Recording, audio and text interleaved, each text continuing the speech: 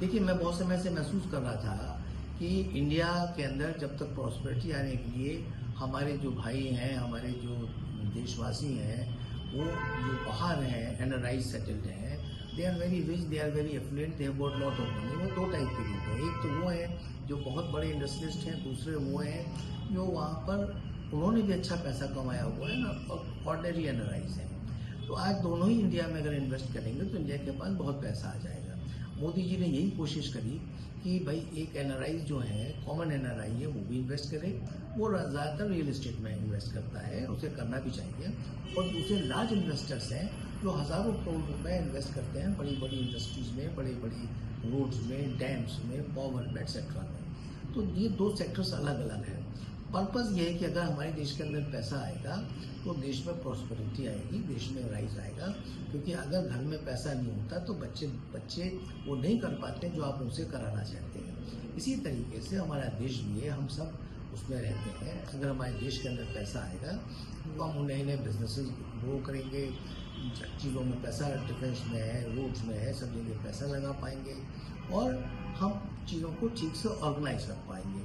World bank से loan लेके पाकिस्तान तो बनना नहीं है, हमको एशिया बैंक से लोन लेके। तो हमारे पास पैसा आना चाहिए, पैसा आने से सब चीज़ें ऑर्गेनाइज हो पाती हैं, वरना सब डिस्टर्ब हो जाता है। तो पैसा लाने के दो तरीके हैं। भारतीय फाउंडेशन ने भी यही सोचा कि भाई may be A drop in ocean, हम इस पैसे को बाहर से लेके आए।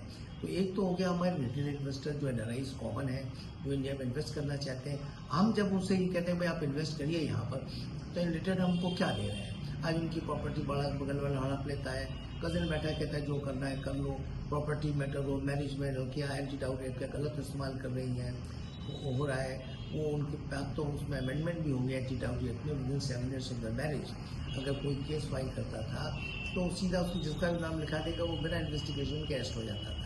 अब अमेंडमेंट हो गया कि पुलिस इन्वेस्टिगेट करती है।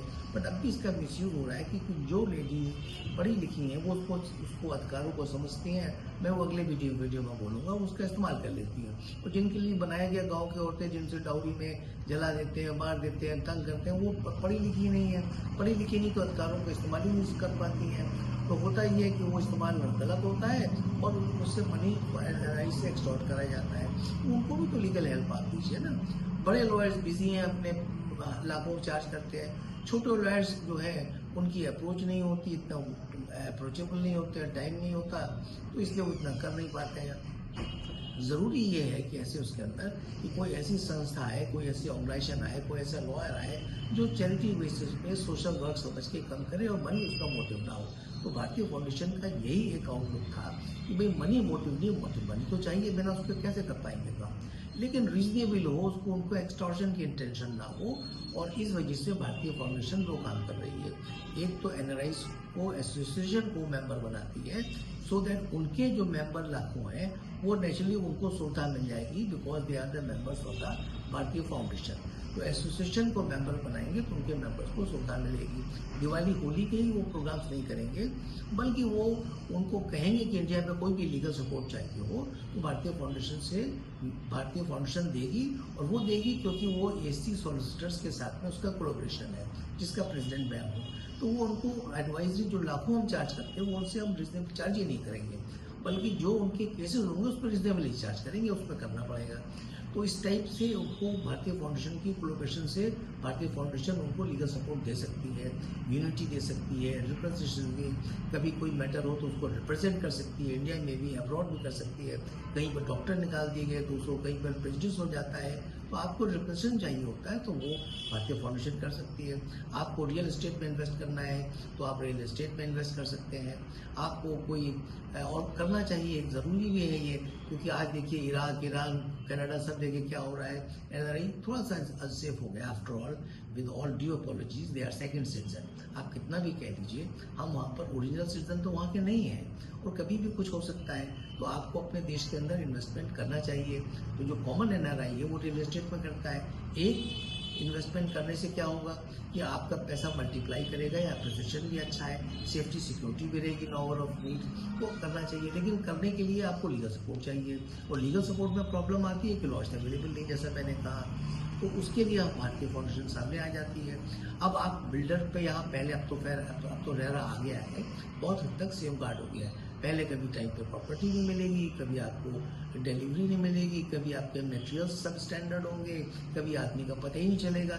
ये सारी चीज़ें वेरीफाई करके भारतीय फाउंडेशन आपको इवन इन रियल एस्टेट भी ये सुविधा देगी कि उनकी डिफॉल्टर्स, बैंक डिफॉल्टर्स तो नहीं है, मार्केट रेपुटेशन क्या है, सब स्टैंडर्ड मटेरियल तो नहीं दे रहे हैं, टाइमली डिलीवरी दे रहे हैं, एप्रिसिएशन ऑफ प्रॉपर्टी क्या है, लोकेशन क्या है, ये सारी हेल्प आपको भारतीय फाउंडेशन से मिल सकती है अगर आपकी एसोसिएशन उसकी मेंबर है और एज एन इंडिविजुअल एनआरआई भी आप प्रपोज कर सकते हैं। तो हम कोशिश ये है कि अगर आपको पैसा लाना है तो हमें भी तो कुछ आपको हेल्प देनी पड़ेगी, और ये हेल्प हम भारतीय फाउंडेशन आपको दे रही है। एक हेल्प ये दे रही है, फिर बड़ी बड़ी कॉन्फ्रेंसेज ऑर्गेनाइज करती है।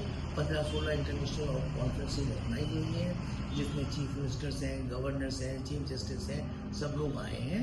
और आने का पर्पज़ ये होता है कि एनआरआई की जो लीगल सपोर्ट है, जो उनकी प्रॉब्लम्स है वहाँ रख सकें, फॉरेन इन्वेस्टमेंट में जो अप्रीहेंशंस हैं, हर्डल्स हैं, उनको बता सकें, और आपको एक ब्रॉड फोरम मिल जाए जिसमें कि पार्लियामेंटेरियंस भी बैठे हों, लॉ मेकर्स भी बैठे हों, लॉयर्स भी बैठे हों, और आप भी बैठे हों।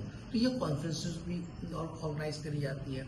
तो भारतीय फाउंडेशन का टोटल आउटलुक ये हो गया कि किस तरीके से पैसे को यहाँ लाया जाए और आपको सुविधा दी जाए। जब हम आपसे कहते हैं आप इन्वेस्टमेंट करो, तो आपको भी हम ट्रस्टवर्दी लीगल सपोर्ट दें। और ये आप चाहें तो प्रोफाइल देख सकते हैं, हमारा भी देख सकते हैं, फाउंडेशन का भी देख सकते हैं। 15 साल से ये हम आँख बंद करके ये काम कर रहे हैं क्योंकि इसमें हमको मज़ा आता है। बाकी हमारे पास बहुत बड़े बड़े कॉर्पोरेट ग्रुप्स हैं, हम उनसे डील करते हैं, लीगली लॉ फर्म डील करती है, बट ये हमारे मनी मेकिंग मोटिव नहीं है, ये एक सोशल मोटिव है जिसको बहुत समय से करा जा रहा है। और हम समझेंगे, आप इस बात को समझेंगे, और आप अगर चाहें तो इस पे साइड देखें और इस बात को समझने की कोशिश करें। और हर आदमी को ये कोशिश करनी चाहिए कि हम किसी से कुछ मांगते हैं उसको कुछ दे भी। तो गिव एंड टेक का ज़माना है, गिव एंड टेक की दुनिया है। अच्छे के लिए काम करना कोई बुरी बात नहीं है। Thank you very much.